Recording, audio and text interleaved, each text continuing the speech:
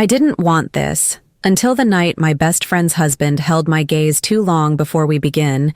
If you're new here, please hit that subscribe button and turn on notifications so you never miss these emotionally powerful real-life stories. And if this resonates with you, give it a thumbs up and share it. Your support truly matters. Now let's get into what happened that night. My name is Nora. I'm 29 years old, and for the past 5 months I've been carrying feelings I never wanted and can't seem to shake. My best friend Isabel and I met in graduate school, bonded over shared frustrations with our program, and a similar sense of humor that made the stress bearable. She became the sister I never had, the person who knew my history and my secrets, and loved me anyway. We spent countless late nights in the library together, supported each other through comprehensive exams and thesis defenses, celebrated each other's small victories, and mourned each other's disappointments. By the time we graduated, we'd built the kind of friendship that felt permanent, the kind where you can't imagine your life without that person in it. When Isabel started dating Gabriel in our second year of graduate school, I was genuinely happy for her. She'd been single for almost 3 years before meeting him, had dated some truly terrible men before that, and deserved someone who would treat her well. Gabriel was a literature professor at a nearby college, had completed his PhD 2 years before we started our program, and seemed like exactly the kind of stable, intelligent man Isabel needed. He was tall, with dark hair that was always slightly disheveled in that academic way, wore glasses that he'd push up absently when he was thinking, had a quiet intensity that some women probably found attractive but that I'd never allowed myself to register. To me, Gabriel was simply Isabel's Gabriel, an extension of my friendship with her, someone who made my best friend happy, which was all that mattered to me. They complemented each other perfectly in ways that made me believe in the possibility of genuine partnership. Where Isabel was spontaneous and emotional, Gabriel was methodical and calm. Where she made decisions based on feeling, he approached things analytically. But somehow, instead of clashing, these differences balanced them. Gabriel helped ground Isabel when her emotions overwhelmed her. Isabel helped Gabriel loosen up when he got too stuck in his head. Watching them together made me hopeful about love in general, made me believe that finding the right person was possible even when it seemed unlikely. They got married 3 years ago in a small ceremony at a vineyard about 2 hours outside the city. I stood as maid of honor, watching 2 people I cared about promise forever to each other under an arbor covered in white roses. And I meant every word of my toast about how perfect they were together, how lucky Isabel was to have found someone who truly understood her, how their relationship was proof that genuine partnership was possible. It was all true, every word. And I felt nothing but happiness for them, nothing but certainty that they were building something real and lasting. For 3 years after their wedding, that certainty remained intact. I never looked at Gabriel and felt anything inappropriate. He was Isabel's husband, which automatically placed him in a category so off-limits that attraction was literally inconceivable to me. Gabriel existed in my life as a peripheral figure, important because he was important to Isabel, but never significant in his own right. I saw him regularly at the Friday dinners that had become our tradition, at birthday parties and holiday gatherings, at the occasional movie or museum visit when the 3 of us had free time that aligned. But I never thought about Gabriel when he wasn't directly in front of me, never wondered what he was doing or thinking, never analyzed our conversations for hidden meanings, never felt anything beyond mild affection for someone who made my best friend happy. But 5 months ago, something changed. Something so subtle I almost didn't notice it was happening. Something that started with the smallest shift in awareness and gradually became impossible to ignore. It happened during one of our regular Friday dinners. Isabel, Gabriel, and I had been meeting every other Friday for dinner at their apartment since they got married. It was our tradition, a way to maintain our friendship despite busy schedules and adult responsibilities. These dinners were comfortable and familiar. Isabel would cook something ambitious from whatever cookbook she was currently obsessed with. I'd bring wine from the specialty shop near my apartment. Gabriel would curate a playlist of music he thought would match the mood, and we'd spend hours talking about work and books and politics and whatever else came up. That particular Friday in June started like any other. I arrived at their apartment around 7, carrying 2 bottles of good red wine and a baguette from the bakery I'd passed on the way. Isabel was in the kitchen finishing dinner, Something French and complicated that involved multiple pots and careful timing. Gabriel was setting the table in the dining room. Their apartment smelled amazing, a combination of whatever Isabel was cooking and the jasmine candles she always kept burning. I helped carry dishes from the kitchen to the table. We settled in with wine, and the conversation flowed easily as it always did. But about an hour into dinner, something happened that I still can't fully explain. Isabel had gotten up to get more wine from the kitchen, leaving Gabriel and I alone at the table for maybe 30 seconds. In the brief silence, I made some comment about the book Gabriel had been teaching that semester, a contemporary novel I'd read years ago and had strong opinions about. Gabriel responded, defending his interpretation of a particular character's motivations, and in the natural course of conversation, our eyes met. Eye contact happens thousands of times in normal social interactions. It's how humans communicate, how we signal that we're listening and engaged. It means nothing in itself, just a normal component of polite conversation. But this time, something was different. Gabriel's gaze held mine a fraction longer than normal social convention allows. Not dramatically longer. Maybe 2 seconds instead of 1. Maybe 3 seconds instead of 2. But in that extra moment, something passed between us. Some recognition or awareness that hadn't existed 30 seconds earlier, but now felt undeniable. I felt it like a physical sensation, my breath catching in my throat, my heart doing something strange and irregular in my chest, heat spreading through my body in a wave that started in my core and radiated outward. The room suddenly felt warmer. The air felt heavier. The distance between us across the table felt simultaneously too much and not enough. Gabriel must have felt it too because his expression shifted slightly. The polite social mask he'd been wearing slipped just enough that I could see something raw and unguarded underneath. Something that looked dangerously like reciprocal awareness. His pupils dilated slightly. His jaw tightened almost imperceptibly. And for just that suspended moment, we weren't Nora and Gabriel, friends connected through Isabel. We were two people looking at each other and recognizing something that absolutely should not be recognized. Then Isabel came back with the wine. The moment shattered like glass breaking, and we both looked away quickly, too quickly. The kind of quick look away that might seem suspicious if anyone was paying close enough attention. But Isabel wasn't paying attention because why would she be? From her perspective, nothing had changed. She had no reason to suspect that in the 30 seconds she'd been gone, something fundamental had shifted between her husband and her best friend. But the damage was done. In those 2 or 3 seconds of too long eye contact, Gabriel had transformed in my perception. He was no longer just Isabel's husband, a man I categorized safely as off-limits and therefore invisible in any romantic sense. He had become someone I was suddenly, viscerally aware of in ways I absolutely should not be. Someone whose presence in the room I could feel like a physical weight. Someone I couldn't stop thinking about even as I tried desperately to focus on the conversation. The rest of that evening was torture. Every minute felt like an hour. I couldn't not think about that moment. Couldn't not be hyper-aware of where Gabriel was in the room, when he looked at me, when our eyes accidentally met and we both looked away too quickly, like we were guilty of something even though nothing had actually happened. I noticed things about him I'd somehow never registered before despite knowing him for 5 years. The way his hands moved when he was explaining something he was passionate about. The exact shade of brown his eyes were behind his glasses. The small scar above his left eyebrow that I'd never noticed in literally hundreds of previous interactions. Isabel noticed nothing. She was laughing and telling stories and enjoying an evening with 2 people she loved, completely oblivious to the fact that something had fundamentally changed. I left earlier than usual that night, claiming a headache that wasn't entirely a lie.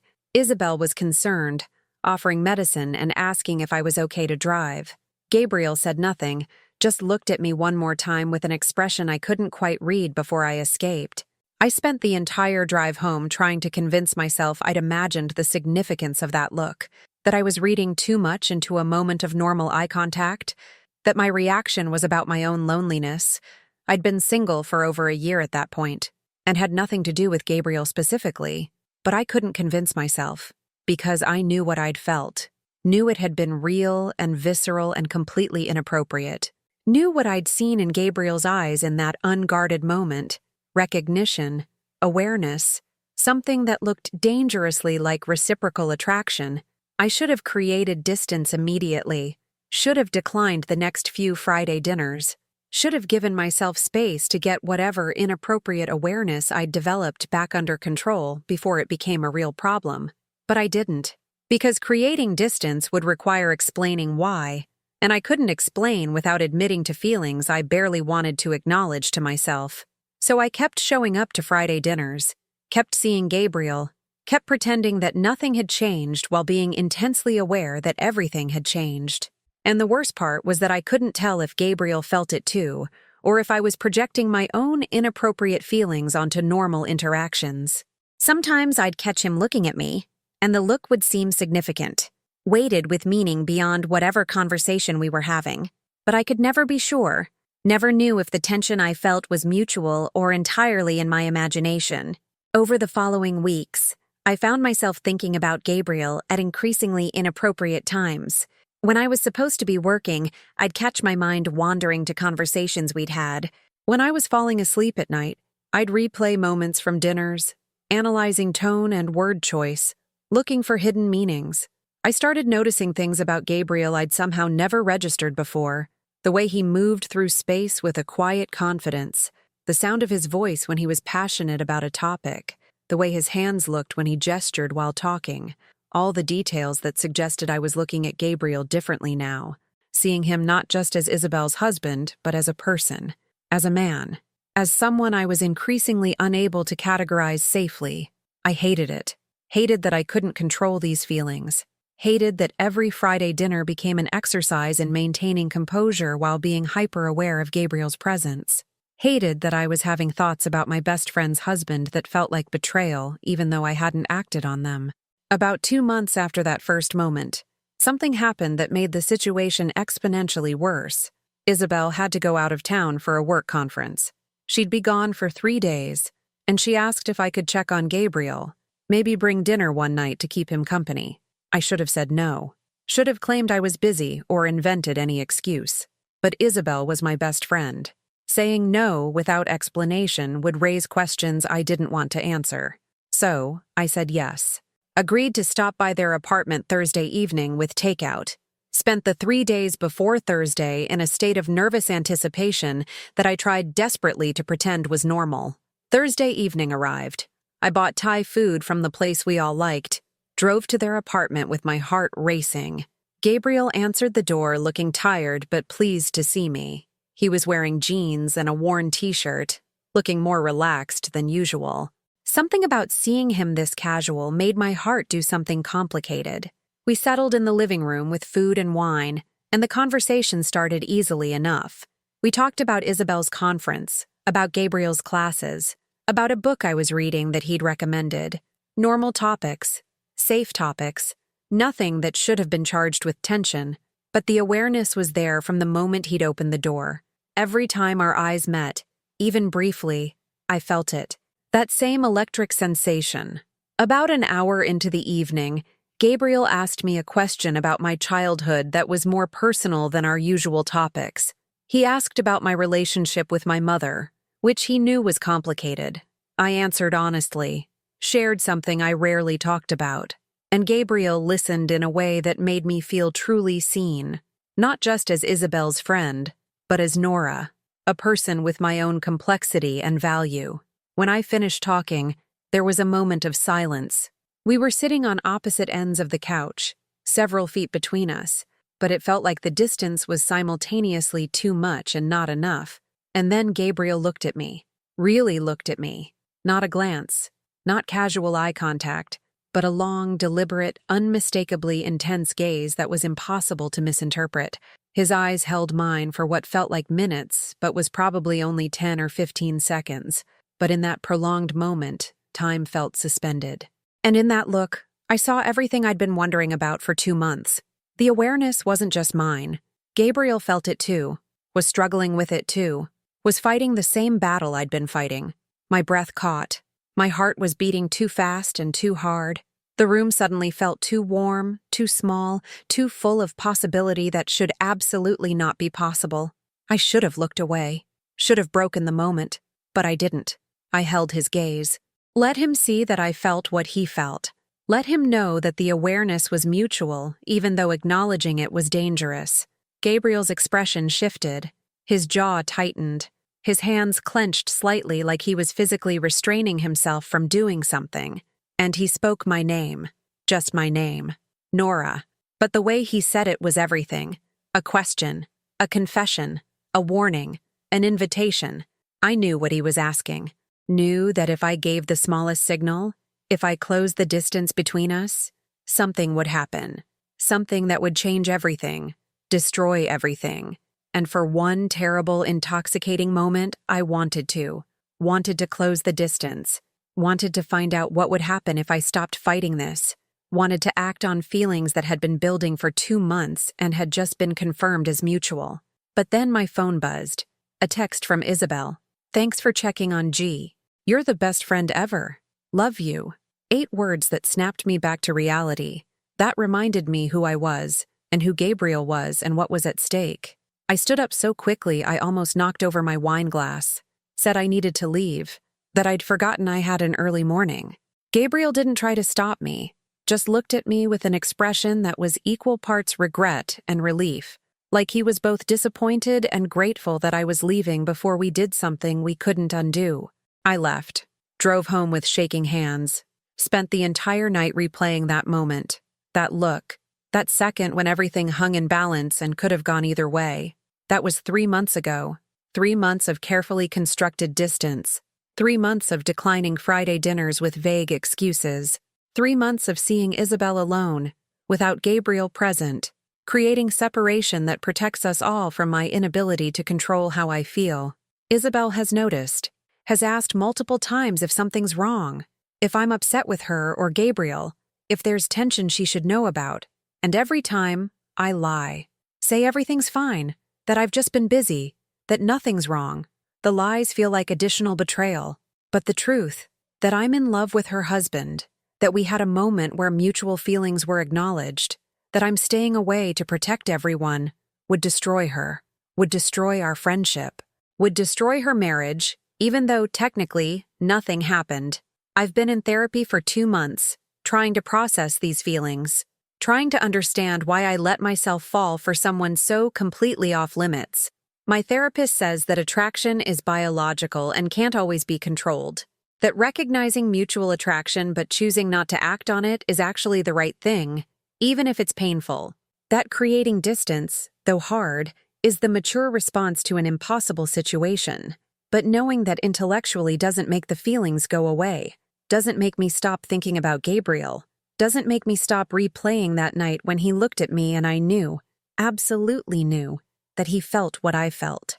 I miss Isabel, miss the easy comfort of our friendship before it became complicated, miss Friday dinners and casual hangouts, miss being able to look at Gabriel without my heart racing, miss the person I was before that first moment of too long eye contact awakened something I can't put back to sleep.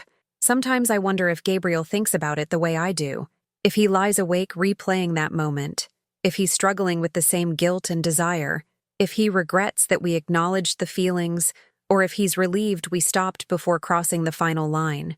I'll probably never know. Because we can't talk about it without making it more real, without creating more opportunities for something to happen, without risking that our restraint will fail. So we exist in this strange limbo. Isabel's husband and Isabel's best friend, both carrying a secret, both maintaining careful distance, both pretending nothing changed on that June evening when our eyes held a second too long. I didn't want this. Never wanted to feel this way about Gabriel. Never wanted to be the kind of person who looks at her best friend's husband and feels desire and longing. Never wanted to be in this situation where every choice hurts someone, where creating distance hurts Isabel by damaging our friendship, where maintaining proximity risks acting on feelings that would hurt her worse, where confessing would destroy everything even though technically we haven't done anything wrong. But wanting and not wanting are irrelevant. The feelings exist whether I want them to or not. The awareness is there whether I acknowledge it or not. The damage is done whether or not anyone else knows about it. All because of one look. One moment when Gabriel held my gaze 2 or 3 seconds longer than normal social convention allows. A few seconds that revealed mutual awareness neither of us wanted but both of us felt. A brief moment that changed how I see him, how I see myself, how I navigate my most important friendship. People talk about love at first sight, about moments when eyes meet and everything changes, but they don't talk about the other side, about when eyes meet and everything changes in the worst possible way, when the person whose gaze you hold is someone you can never have, someone who belongs to someone you love, someone who awakens feelings that can only ever cause pain. That night, when Gabriel looked at me deeply, not casually, not politely, but with an intensity that said he saw every thought I tried to hide, something shifted that I couldn't shift back. My breath caught. My heart stumbled. The room felt too warm, too small, too dangerous. And I felt something I couldn't ignore, something that would ruin everything if either of us dared to act on it. We didn't act on it, haven't acted on it, probably won't act on it because we both understand what's at stake. But not acting doesn't make the feelings disappear, doesn't make the want go away, doesn't undo the damage done by that single moment of recognition. I'm starting to accept that these feelings might not fade, that I might carry this for years, that I might have to eventually decide whether to confess everything to Isabel or to quietly drift away from a friendship I can't fully participate in while harboring this secret. Neither option is good. Both involve loss. But maybe that's the price of that moment, of holding someone's gaze too long, of recognizing something that should have stayed unrecognized, of feeling something that can never be more than feeling. I didn't want this, but it's mine now. This burden, this secret, this love that has nowhere to go except exist, painful and persistent, a reminder that sometimes the most dangerous moments are the quiet ones, the ones where nothing happens except a look. The ones where eyes hold and hearts stir and everything you thought you knew shifts, all in the space of a few seconds, all because someone looked at you a little too long, all because you couldn't look away. The end.